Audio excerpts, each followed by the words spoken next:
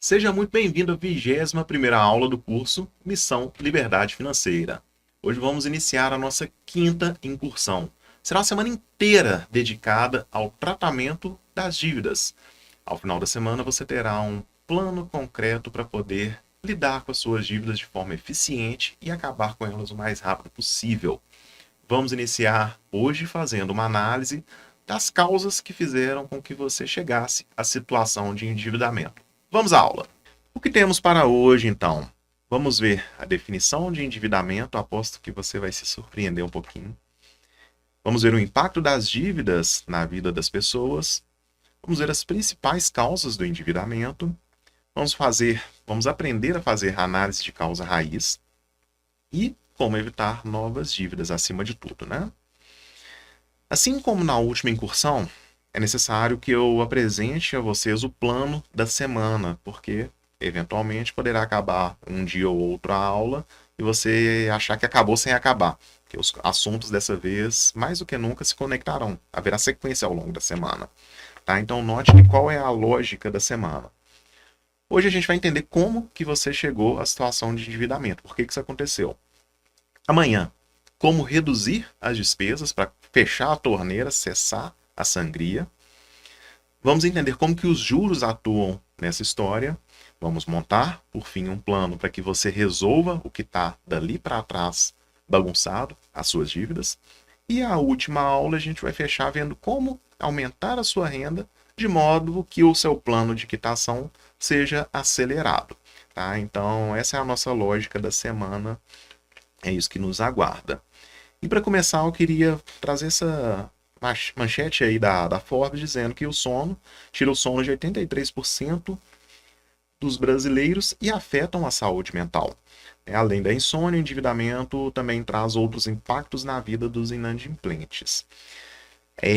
Acredito que nenhuma novidade. Isso aí a gente já falou amplamente sobre isso, mas convém relembrar em determinados momentos. Vamos lá. Qual é a definição de endividamento, então? Endividamento não é igual a ter contas atrasadas ou acumuladas. Isso é a situação de inadimplência, conforme o finalzinho daquela notícia. O endividamento existe quando há empréstimos em aberto e compras parceladas, no cartão de crédito, por exemplo. Ainda que os pagamentos não estejam atrasados, são sim considerados dívidas. Estar nessa situação significa que a renda do indivíduo está comprometida por um período específico e pré-determinado. Por que eu disse no começo da aula que talvez você se surpreenderia? Que às vezes é muito comum que as pessoas tenham diversos boletos futuros, dívidas, parcelas ali no cartão de crédito, mas como ela está pagando tudo regularmente, ela não se considera endividado. Lê do engano, é uma pessoa endividada, a renda dela está comprometida com obrigações futuras. Isso é estar endividado. Por conhecimento de mundo, a gente costuma achar que o endividado é aquele que deixou de honrar algum compromisso financeiro. Não, esse é o inadimplente. Essa é uma situação ainda mais severa. Tá? Então, esse é o ponto. Note que vamos falar aqui com foco no endividamento, aquela pessoa que está com grande parte da renda comprometida para essas obrigações futuras e que eventualmente pode piorar e chegar na situação de inadimplência. De modo que para o inadimplente, essa aula se aproveita também. Tá? Veremos aqui medidas que podem auxiliar o inadimplente da mesma forma. Bom, o que nós temos de causas do endividamento em sua ampla forma, né? Fatores externos, redução da renda, um adoecimento, um desemprego, são os 3 principais fatores que o cidadão de regra não é ligado diretamente ao problema. Poxa, ninguém quer ser demitido, ninguém quer adoecer, ninguém quer ter uma redução da renda, mas acontece. Por mais que a pessoa pode ter dado causa àquilo, pode ter sido um mau funcionário, pode cuidar mal do corpo, da saúde e vir a adoecer, e pode ter levado a alguma outra situação que faça com que sua renda reduza. Mas fato é, não foi ele em si que fez isso diretamente. Agora, o que é mais comum até, fatores comportamentais, está ligado ao mau comportamento do indivíduo diretamente. Ausência do orçamento pessoal ou familiar. Discutimos tanto isso na última semana, eu espero que agora já esteja muito claro. Quando a pessoa não tem um orçamento, ela simplesmente não controla quanto ela recebe, quanto ela gasta, vai se endividar. Certo de que isso vai acontecer. Estilo de vida superior à renda. Novamente, orçamento se apresenta como uma bela solução para isso. Se a pessoa não controla quanto ela recebe, ela pode se enganar. Ela pode ter gastos mensais ali querendo adotar um estilo de vida que não é compatível à renda dela. Se ela não estiver vendo a todo momento quanto ela ainda pode gastar, pode ser que isso aconteça. Empréstimos e financiamentos mal planejados, da mesma forma, pela falta do orçamento. Se não controla, você não sabe se pode fazer um empréstimo ou um financiamento e dar conta de arcar com aquele compromisso. Compras por impulso. Se a caixinha do ainda posso gastar não estiver claro na sua cabeça toda hora que você sai de casa, pode ser que você escorrega e compra alguma coisa que seu orçamento já não comportaria. Emprestar o nome. Parece até gozação, mas acontece muito. Infelizmente com pessoas que são de extrema confiança. Empresta o nome para a esposa, para o marido, para o pai, para a mãe, para um filho, e aquela pessoa já está com a situação complicada do ponto de vista de finanças, por isso pediu o nome para tomar algum crédito, e aí, não bastasse o próprio nome sujo, ela vai lá e suja deste cidadão que também o emprestou. Tá? Então, o que é o ponto que eu convido vocês aqui à reflexão? Pode ser a pessoa que você mais ama no mundo, seu pai, sua mãe, seu filho, sua esposa, seu marido. Se ela chegou nessa situação de pedir o seu nome para tomar um crédito, muito cuidado com isso, muito. Ela já está numa situação de endividamento, ela não conseguiu crédito com o próprio nome. A possibilidade de ela fazer o mesmo com seu nome é enorme. Não estou dizendo para você virar as costas para essa pessoa que você ama. Estou dizendo para olhar com atenção e verificar uma forma de ajudá-la sem se prejudicar. A história da máscara de oxigênio no avião. Se você não tiver máscara de oxigênio, você não consegue ajudar ninguém. Para ajudar essa pessoa que você ama, você tem que estar saudável financeiramente. Emprestar um nome para que você também adoeça financeiramente não é uma opção, sem sombra de dúvidas, tá? Então, muito cuidado. Às vezes a gente quer ajudar, mas acaba se atrapalhando muito. E, por consequência, atrapalhando a outra pessoa também, que aí, afinal de contas, ela terá, além do nome dela sujo, o nome de uma pessoa que ela gosta muito, também sujo. Falta de uma reserva de emergência. Isso, inclusive, será um dos primeiros pontos que a gente vai ver quando iniciar a operação de investimento. Mas a reserva de emergência, já até falamos em alguns momentos passados, mas relembrando, é aquele colchão que no mês que seu carro rasgar um pneu, estourar um cano na sua casa, o cachorro adoecer, você tem aquele colchão que você consegue ir lá e arcar com essa despesa extra sem precisar se endividar. Para resumir, falta de educação financeira, falta de conhecimento financeiro. Note que todos esses motivos seria simplesmente resolvido com um orçamento bem feito e bem acompanhado ao longo do mês. Nada de endividamento aconteceria se essa simples medida fosse vigiada, tá? Beleza, professor, mas eu já estou endividado, já entendi como que eu não endivido mais, o que a gente pode fazer mais? Metodologia da análise de causa raiz. O que é isso? É o processo de descobrir a causa raiz de problemas para identificar as soluções adequadas. A análise de causas raiz parte do princípio de que é muito mais útil prevenir sistematicamente e resolver os problemas do que simplesmente tratar sintomas pontuais e apagar incêndios. O que a gente quer dizer com isso? Estou endividado, vou lá e pagar a dívida. Mas se a gente não parar para olhar para dentro, olhar para trás e entender por que se endividou, você vai estar enxugando o gelo ad eterno. Endividei, paguei, endividei, paguei. Não, peraí, eu preciso analisar por que eu estou endividando.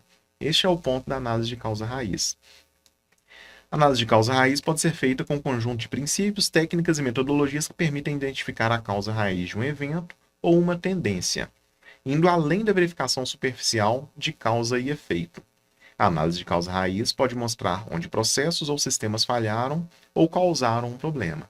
Então, qual que é a ideia aqui? A gente entender por que você se endividou, para que isso não aconteça mais. É resolver de fato na causa raiz o problema. A metodologia, uma das mais completas e se aplica perfeitamente à situação de endividamento, é a metodologia dos 5 porquês. É uma das técnicas mais comuns e ela também é chamada, né, tem o apelido de abordagem da criança chata. Para cada resposta a uma pergunta que começa com por quê, faço uma nova pergunta mais aprofundada. Certo, mas por quê? Por quê? Quem nunca conviveu com a criança desse jeito, né, que não se contenta com as primeiras, com a resposta rasa? As crianças sabem fazer a análise de causa raiz como ninguém. É comum a ideia de que, com aproximadamente 5 perguntas, 5 porquês, podemos chegar à maioria das causas raiz. Mas esse número varia, claro, pode ser 2, pode ser 50. Vai depender muito do problema em si que está sendo investigado. 5 não passa de uma média, tá?